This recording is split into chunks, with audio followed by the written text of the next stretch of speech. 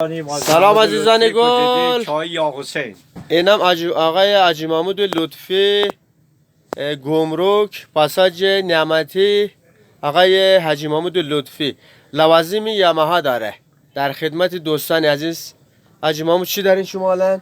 من همه چیز دارم، از سپر جلوی صدشان آرس، وایوی، یاماست، زین، لامپ جلو، لامپ عقب، اگزوز، سیلن پیستون، رینگی پیستون، پلاتین، فیوز، انواع اقسام. همش برای یاماها یا وایبی هم هست؟ یاماست، یاماست 80، یاماست سسپن سوپر، وایوی، سسپن تریل، 175 تریل، بیشتر چیزاشو دارم. همه چیزاش آقای حاجی محمود لطفی داره.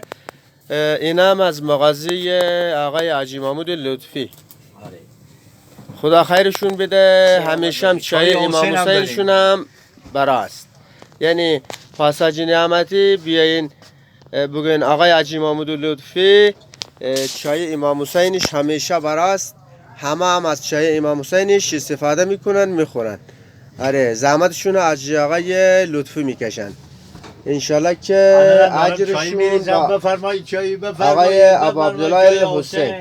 به به به به به.